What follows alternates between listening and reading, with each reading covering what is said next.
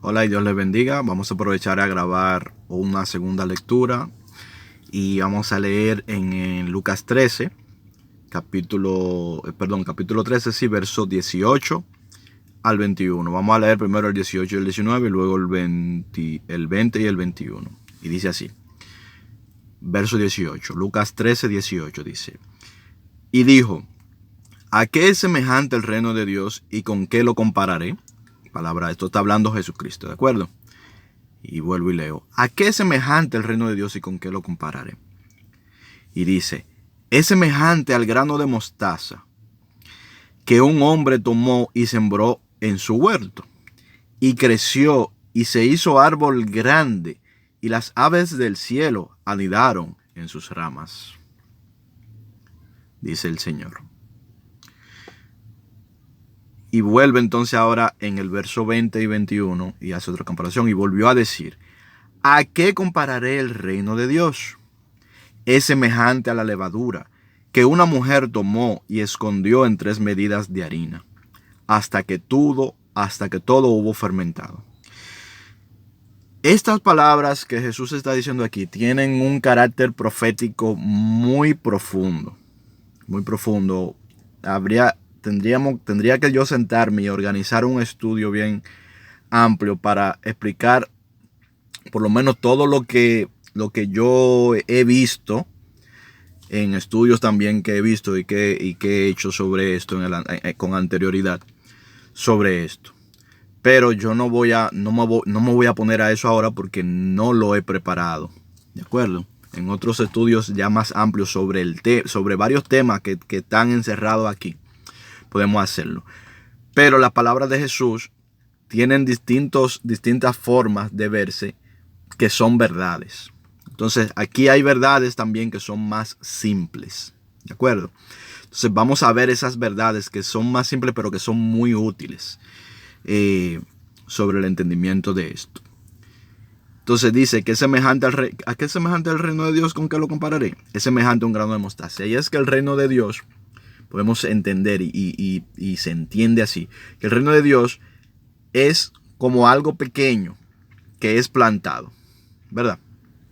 Claro, es algo pequeño que es plantado y es regado. Y luego eso va por sí solo, va creciendo. Es decir, por su propia naturaleza, va creciendo. Es como un plan. Es como un plan. El Señor usa mucho estas parábolas relacionadas con la agricultura y con el preparamiento de los alimentos, porque esto era lo que la gente vivía en ese tiempo. Ese era el diario vivir de la mayoría de la gente en este tiempo. La mayoría de la gente estaban en el sector de la agricultura. La gente preparaba pan en su casa. Y por eso el Señor usa estos símiles. Entonces yo te voy a poner otro símil. El reino de Dios también es como un pequeño embrión en el vientre de su madre, ¿verdad? Que tú no sabes cómo crece, pero él va creciendo, va creciendo, va creciendo y se forma y llega a ser un hombre o una mujer cuando crece. Entonces, el reino de Dios ya sabe cuál es el final. Es decir, cuando Dios siembra en el símil, es decir, en el ejemplo, ¿verdad? Siembra esa semilla de mostaza, ya Dios sabe cómo va a ser el árbol, ¿verdad? Ya Dios sabe todos los frutos que va a llevar el árbol y cómo las aves, los ángeles, se posan sobre este árbol, sobre este reino. Es decir, el reino comienza pequeñito, pero en eso pequeñito ya está lo grande. Es decir, cuando Dios nos formó a nosotros como personas, ¿verdad? Ya él vio el potencial que nosotros tenemos, lo que nosotros podemos y vamos a llegar a ser. Y el reino de Dios es así. El reino de Dios, Él lo pone, ¿verdad? Desde el principio. Tú no ves necesariamente nosotros que somos seres temporales. No vemos necesariamente en lo que esto se convierte y sigue creciendo y en los lugares a los que llega. Pero Dios sí lo ve. En ese grano de mostaza, en ese poco de leudado, es decir, en ese poco de levadura en la masa, está el potencial cierto y ciertísimo y sin posibilidades de que no suceda, cuando lo llevamos al ámbito de lo que es Dios, del resultado final. El reino de Dios se hace grande, se expande y va creciendo, creciendo y creciendo. Sobre lo que es el reino de Dios, muchos misterios tenemos que explicar y muchos misterios el Señor nos va a ir revelando día con día sobre lo que es el reino de Dios. Fíjate que el Señor dice, cuando habla del reino de Dios, dice que viene y que ya se ha acercado. Entonces, cuando Jesús habla del reino de Dios, Él habla como algo futuro, pero al mismo tiempo habla como algo presente, incluso habla como algo que ya comenzó a suceder, algo que sucedió. Y Él dice, el reino de Dios se ha acercado a vosotros. Ese es más o menos el lenguaje que Jesús suele utilizar, que parece un poco incomprensible. Lo que pasa es que Jesús está utilizando un lenguaje profético desde el punto de vista del conocimiento que Él tiene. Su conocimiento es atemporal. Aunque Él vino al mundo en la manifestación de Dios temporal, es decir, en la manifestación de Dios en el tiempo, que es el verbo, que es Cristo. Aún así su conocimiento no deja de ser atemporal, es decir, su conocimiento está en la eternidad. Y por eso a veces parece que lo que dice es un poco extraño, las cosas que dice a veces. Porque dice, viene y aquí ya es. Jesús habla así. Él dice, he aquí viene, he aquí la hora viene y ahora es. Las cosas que serán y son. Y cuando Juan trata de describirlo, dice, habla de él, por ejemplo, era y es. Lo que pasa es que Dios es atemporal. Y aunque Él se exprese por medio de un profeta y Él le dé por su espíritu conocimiento y nos dé entendimiento, ese conocimiento es difícil ponerlo en palabras humanas. Es difícil expresarlo con palabras humanas porque nosotros vivimos en un espacio, o percibimos, mejor dicho, la realidad como espacio temporal la mayor parte del tiempo. Podemos percibir por el espíritu las cosas espirituales, pero no todos. No todos. Por lo menos no todos somos conscientes de ello, porque de toda manera el espíritu lo tenemos y de toda manera somos afectados en nuestra vida, para bien o para mal, por lo espiritual. Pero no todos son conscientes de ello. ¿De acuerdo? Entonces, pero ser consciente de la eternidad, eso no lo podemos hacer. Podemos tener símil, podemos a través de parábolas verlo.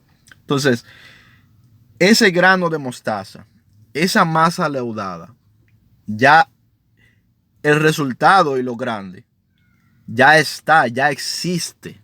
Es decir, el reino de Dios ya es. Nosotros podemos acercarnos al reino de Dios. Lo que pasa es que nosotros lo estamos siempre viendo como una manera temporal, de solamente estamos pensando en lo que viene, no en lo que viene, como que lo que viene no es. Pero en realidad lo que viene es. No quiero enredar demasiado. Quisiera, mejor dicho, porque ya lo estoy haciendo. Quisiera no enredar demasiado las cosas. Pero esto es un concepto que estamos viendo aquí. Podríamos tal vez dar un poquito más. Y yo creo que deberíamos hacer un estudio sobre esto. Sobre el asunto de la Nueva Jerusalén. Cuando nosotros vemos la descripción de la Nueva Jerusalén, si tú comienzas a profundizar un poco entre las palabras de Jesucristo antes, la palabra de Jesucristo en ese momento, la palabra que se le son reveladas al profeta en el Apocalipsis, tú te vas a dar cuenta de que la Nueva Jerusalén, toda la descripción de la Nueva Jerusalén se está haciendo símil con construcción física, ¿verdad? Se está haciendo símil con construcción de cosas, muros, pisos, un templo en el centro, ¿verdad? Pero son símiles. En realidad no te está hablando de muros. Si tú te fijas bien, no te está hablando de muros, porque cuando tú comienzas, ni de puertas. Te dice que las puertas, te dice que ahí están 12 perlas en las 12 puertas y que están los nombres de los 12 apóstoles. Te dice que les haré columnas a los apóstoles y a los que a los que se mantienen en cierta posición. Habla de columnas, habla de ríos de oro, dice que te refinará como el oro. O sea, esas calles no son calles como estas. En realidad está hablando de personas. Todo lo que se habla sobre la Nueva Jerusalén está hablando de personas y de grupos de personas y de las posiciones que tienen esas personas en el reino de Dios. Fíjate que Dios dice que Él no habita en templos hechos por manos humanas, y es cierto. Nosotros no somos hechos por manos humanas. Y el Señor nos dice, ustedes son templo del Espíritu Santo.